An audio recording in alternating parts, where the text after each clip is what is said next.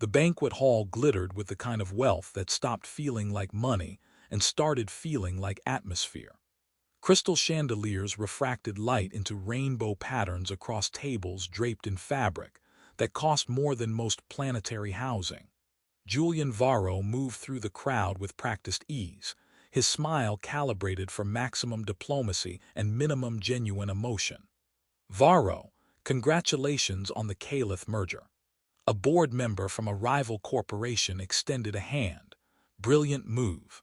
"Thank you, Chen. I'm sure you'll find ways to compete." Julian shook the offered hand, already calculating how long before this conversation became useful or tedious. "Always do." Chen laughed with the confidence of someone who'd never actually beaten Varro Stellar Industries in a market fight. "Your speech earlier was inspiring."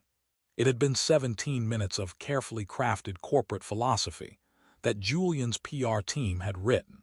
He delivered it without stumbling because that's what CEOs did, performed sincerity while thinking about quarterly projections. "Glad it resonated," Julian said, already scanning for an exit from the conversation. His gaze caught on something unusual near the appetizer table. An alien woman stood with a plate piled so high with food it defied structural engineering. Her long ears, the elegant, swept-back kind that marked her as Velari, tilted forward in concentration as she examined a tray of crystallized fruit. She wore a simple black dress that was formal enough to pass in this crowd, but clearly wasn't custom-tailored or strategically chosen. She looked utterly content, completely unbothered by the political theater happening around her. Security approached her, their stance suggesting interrogation. Julian excused himself from Chen and moved closer, curious. "Ma'am, we need to verify your invitation," the security officer said, professional but firm. The woman looked up from her plate, genuinely surprised to be interrupted. "My invitation to eat this food. It was on a table. That feels like an open invitation." "Your invitation to the banquet," the officer clarified, patience thinning. "Oh," she set down her plate with obvious reluctance. "I don't have one of those. I'm just here for the free food. Is that a problem?" Julian bit back a laugh. In a room full of people pretending their attendance was about anything other than networking and power plays, someone had crashed the event and admitted it without shame. "Ma'am, I'm going to have to ask you to leave." "Is there a problem?" Julian stepped into the conversation with the kind of authority that made security officers reconsider their decisions. "Mr. Varro." The officer straightened immediately. "This woman doesn't have credentials." "She's my guest," Julian said smoothly, the lie coming easily after years of corporate navigation. "I apologize for the confusion. She was running late." The woman turned to look at him fully, her eyes bright with amusement. "I was running late," she agreed, playing along. "Traffic was terrible. So many starships, so few proper flight lanes." The security officer looked between them, clearly suspicious but unwilling to challenge a CEO at his own event. "Of course, Mr. Varro. My apologies." He retreated with the stiff posture of someone filing a report later. "Thank you for that," the woman said, retrieving her plate. "I really am just here for the food, though. Have you tried the crystallized fruit? It's phenomenal. They did something with the molecular structure that makes it dissolve perfectly." Julian found himself smiling genuinely for the first time all evening. "I haven't. I've been too busy giving speeches about synergy." "Synergy?" She made a face. "That word means nothing and everything simultaneously. Very corporate." She offered him a piece of the fruit. "Here. This means something specific. It means someone in the kitchen understands chemistry and flavor profiles." He took the offered fruit, amused by the entire situation. It dissolved on his tongue with a complexity that surprised him. "That's actually remarkable." "Right?" She beamed. "I'm Sira, by the way, professional food enthusiast and amateur banquet crasher." Julian Varro, professional CEO and amateur synergy speaker. "Oh," Sira's ears tilted back slightly, surprise.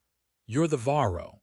I probably should have recognized you from the corporate propaganda, Sorry, promotional materials. Most people lead with flattery after realizing who I am. I could try flattery, but I've already admitted to crashing your party for appetizers. Seems dishonest to pivot now. She gestured at an empty table in the corner. Wanna sit? The food tastes better when you're not standing in the path of networking vultures. Julian glanced at the crowd, dozens of people who wanted his time, his attention, his approval. Then he looked at Sira, who wanted nothing from him except possibly another recommendation from the appetizer table. Lead the way, he said, and followed her to the corner table, leaving the vultures to circle without him.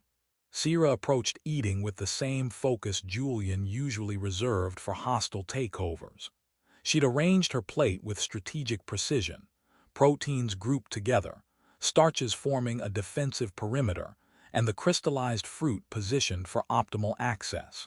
You're very organized for someone who claims to be here randomly, Julian observed, sipping champagne that cost more than some monthly salaries.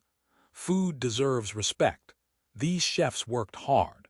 She pointed at a purple sphere that shimmered under the lights. See this? That's Andromedan cloudfish. Do you know how difficult it is to transport cloudfish across 3 sectors while maintaining cellular integrity? Someone loved their craft enough to make it happen. The least I can do is eat it in the right order. What's the right order? Temperature progression, obviously. Cold to hot, simple to complex, familiar to adventurous. She popped the cloudfish into her mouth and closed her eyes. Oh, that's perfect. They used stellar salt. You can taste the mineral content from the Andromeda processing stations. Julian realized he was watching her with fascination usually reserved for market analysis. How do you know so much about food? I travel a lot, try things, pay attention. Sira opened her eyes and grinned. Plus, food is honest. It doesn't pretend to be something it's not, unlike most things at events like this. That's a direct criticism of my banquet. Is it? I thought I was complimenting the kitchen staff. She offered him something that looked like a miniature spiral galaxy. Try this. It's called a helix roll. The chef folded 17 layers of dough with butter from moon-fed cattle. Julian took it, bit down, and actually paused. The flavor was extraordinary, butter and salt and something floral he couldn't identify. That's... I know. Sira looked smug. Food like this makes me understand why people throw elaborate parties, not for the networking, for the excuse to hire exceptional chefs. A board member approached their table, Harrison, from acquisitions. Varro, I need 5 minutes to discuss the Caliph transition timeline. Sira stage whispered. His cologne smells like ambition and regret. Julian choked on his champagne. Harrison looked affronted. Sorry, Julian managed, waving Harrison away. Tomorrow, schedule through my assistant. Harrison retreated and Sira smiled innocently. Was I wrong? No, which makes it worse. Julian set down his glass. You can't just say things like that. Why not? It's true. I have very sensitive olfactory senses. Velari trait. She tapped one of her long ears. We process scent information through auditory channels. It's complicated biology. You're using complicated biology to insult my board members. I'm using complicated biology to make accurate observations. The insult is incidental. She selected another appetizer. Why do you need 17 forks at each place setting? What purpose does the tiny one serve? Shellfish. You're not serving shellfish. Tradition then. Tradition is just peer pressure from dead people. Sira examined the fork in question. Someone polished this. Multiple someones probably. Hours of labor for decorative cutlery no one uses. Meanwhile, 3 sectors over, people are rationing water. Julian leaned back, studying her. You're either very brave or very naive to criticize resource allocation to a CEO who controls 3 sectors of trade. I'm neither, I'm just honest. She met his gaze directly. You asked me to sit with you. If you wanted flattery and corporate performance art, you should have stayed with the vultures. Performance art. Those speeches earlier. Your opening remarks about partnership and vision and the future of interstellar commerce. Sierra waved her fork dismissively. Worse plots than theater. At least theater admits it's fiction. Julian should have been offended. Instead, he laughed, actually laughed, not the practiced corporate chuckle. You're terrible for my ego. Your ego probably needs the exercise. I bet people tell you you're brilliant constantly. Constantly, he admitted. Are you? The question caught him off guard.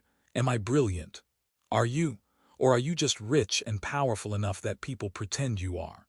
Julian considered this, while Sierra demolished 3 more appetizers with methodical efficiency. I'm good at what I do, he said finally. Whether that's brilliance or just accumulated advantage, I can't say objectively.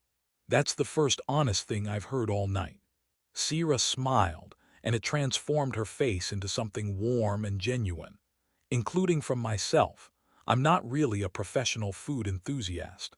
No, I'm hiding from family obligations and using food as a convenient excuse to attend events where they won't look for me. She selected a dessert from a passing server. This looked like a boring corporate merger celebration, very low probability of running into anyone who knows me. What kind of family obligations? The arranged bonding kind. The Europolitical asset, not a person kind. Her ears flattened slightly, distress. Have you tried the chocolate synthesis? It's supposed to be amazing. Julian recognized deflection when he saw it. He'd used it himself often enough. The chocolate is excellent, he said, letting her change the subject. Though I'm curious how you got past security if you're not actually on the guest list. Confidence and good timing. I walked in with a group of Caliph delegates and looked like I belonged. She grinned. Plus, security expects threats, not food enthusiasts. Remind me to review security protocols tomorrow. Don't. I might want to crash again. Julian found himself hoping she would. The banquet's atmosphere shifted when the Velari delegation arrived, late, which suggested either power play or genuine emergency. Julian noticed them immediately, trained to read room dynamics. Sierra noticed them too, and her fork stopped halfway to her mouth. Problem? Julian asked quietly. Potentially. She set down the fork with careful control. Those are nobles from House Taylander, my house. Julian processed this information rapidly. The woman who'd crashed his banquet for food was Velari nobility. The family obligations she'd mentioned weren't metaphorical. They were literal political arrangements. Are they looking for you? He asked. Definitely. I was supposed to be bonded to someone from House Morethi 3 days ago. I left instead. Sierra watched the nobles scan the crowd, her expression tight. I should probably leave. Through the main exit, where they'll see you. Do you have a better suggestion? Julian considered his options. He could help her leave quietly, maintain plausible deniability, protect his corporate reputation. Or he could make a different choice, the kind that had nothing to do with strategic advantage. Do you trust me? He asked. Sierra looked at him, really looked, her eyes searching his face. I'm not sure, should I? Probably not. But I'm offering anyway. One of the Velari nobles turned in their direction. Sierra made a decision. She leaned forward and kissed Julian, not romantically but strategically, using the moment to hide her face as the noble's gaze swept past them. Julian responded instinctively, his hand coming up to her shoulder to sell the performance. He caught the scent of her, something floral and sharp, and felt her heartbeat racing against his chest. When they broke apart, the nobles had moved to the far side of the room. Sorry, Sierra said immediately. That was presumptuous and probably assault. I should have asked first. It was effective. Julian's heart was doing something complicated. Are you actually Sierra Taylander? Yes, daughter of Lord Taylander, currently in disgrace for abandoning my bonding ceremony and embarrassing 2 noble houses. She smiled, but it was brittle. Still want to help. Julian should say no. This was political complexity he didn't need, involving noble houses and diplomatic relations that could affect his business interests. But Sira had crashed his banquet, criticized his speeches, and treated him like a person instead of a position. "I'll provide cover," he said. "You can stay or leave. Your choice." "Why would you do that?" "Because you're right. People should be more than political assets." He stood, offering his hand. "And because tonight's the first interesting conversation I've had in months." Sira took his hand, her grip warm. "You're either very kind or very stupid." "Probably both." Julian led her toward the dance floor, where they'd be visible but mobile. "Dance with me. It'll give us a reason to move around the room while looking occupied." "I don't know human dances." "Neither do most humans at corporate events. We just sway and pretend." He placed one hand at her waist, keeping the position formal. "Follow my lead." They moved through the crowd in careful choreography, Julian steering them away from the Velari nobles, while maintaining the appearance of casual entertainment. Sira was right, it was performance art, but for once, Julian found the performance meaningful. "They're going to realize eventually," Sira said softly. "I can't hide at your banquet forever." "No, but you can hide long enough to decide what you want to do next." Julian spun her gently, putting more distance between them and the searching nobles. "Do you want to go back to your house?" "No, I want to choose my own life. Make my own decisions. Eat food at events without it being a political statement." She met his eyes, but wanting something and being able to have it are different things. "Sometimes they're not," Julian said. "Sometimes you just need someone to give you space to choose." Sira smiled, genuine and warm. "You're surprisingly decent for a corporate overlord. Don't spread that around. It'll ruin my reputation." They danced until the nobles gave up their search and departed, and Julian realized he didn't want the night to end. The banquet wound down in stages, guests departing with elaborate goodbyes, staff clearing tables with efficient silence, and the glittering hall slowly returning to a space that was just expensive architecture. Julian walked Sira to a private exit, away from the main crowds and any lingering Velari nobles. "Thank you," Sira said, pausing at the door, "for the cover, for not using my situation against me, for treating me like a person who crashed your party instead of a political opportunity." "Thank you for the education in proper appetizer consumption," Julian countered, "and for the most honest conversation I've had in years." "Was it?" Sira tilted her head, curious. "Honest." "Completely. You told me my speeches were performance art and my resource allocation was questionable. Most people don't risk that kind of honesty around me." "Most people want something from you. I just wanted the crystallized fruit." She smiled. "Though I wouldn't mind your calm code, in case I need to crash another event and require executive cover." Julian pulled out his personal communicator, not his business one, and transferred his contact information. "That's my private line. Not many people have it. I'll try not to abuse the privilege." Sira saved the information, then looked at him seriously. "Can I ask you something? Do you actually enjoy running an empire? All that power and control and strategic maneuvering?" No one had asked him that. Not in the 15 years since he'd taken over Varro Stellar Industries. People asked about profits, about expansion plans, about market dominance. No one asked if he enjoyed it. "I'm good at it," Julian said slowly. "And being good at something feels purposeful, but enjoy." He considered the question honestly. "It's lonely. Everyone wants something, or they're afraid of you, or they're performing for advantage. Real conversations are rare." Like tonight was rare. Extremely. He met her eyes. "You should crash more banquets. The food is better when you have someone to share observations with." Sira laughed, the sound bright in the quiet corridor. "I'll keep that in mind. Though I should probably stop hiding from my family eventually." "Should you, or is that what you're supposed to do?" "Those are different questions." "Exactly." Julian opened the exit door for her. "Whatever you decide, I hope you choose it because you want to, not because someone expects it." Sira stepped through the doorway, then turned back. "You're surprisingly wise for someone who gives speeches about synergy." "I contain multitudes. Mostly quarterly reports, but some wisdom too. She smiled one last time. Goodbye, Julian Varro, thank you for the rescue. Goodbye, Sira Tailander, thank you for the honesty.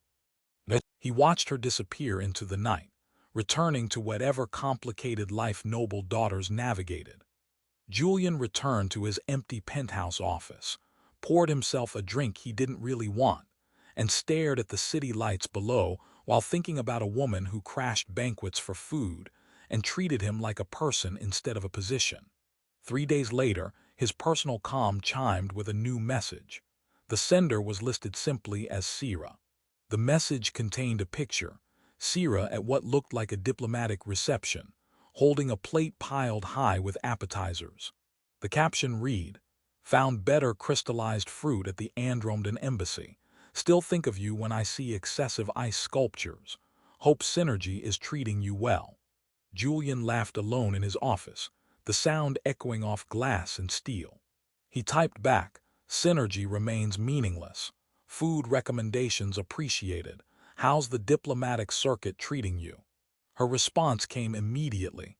"Like a prison with better catering. Might crash another corporate event soon. Will let you know if I need executive cover. Standing by for emergency food-related rescues," Julian replied. They texted sporadically over the following weeks, Sira sending pictures of food from various events, Julian offering dry commentary on corporate life. Neither mentioned the kiss or the connection or what any of it meant, but Julian found himself checking his comm more often, smiling at messages that had nothing to do with profit margins.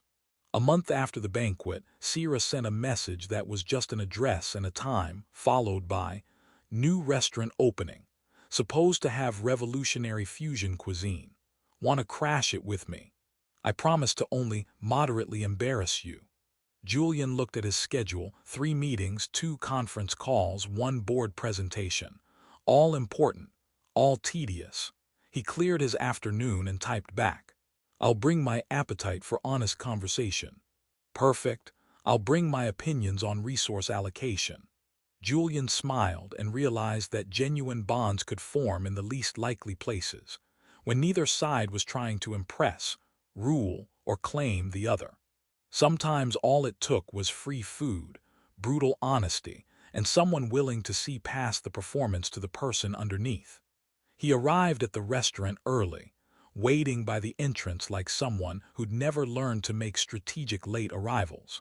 When Sira appeared, wearing the same simple dress from the banquet and carrying the same unbothered confidence, Julian felt something settle in his chest that had nothing to do with market shares or corporate strategy. "Ready for revolutionary fusion cuisine?" she asked,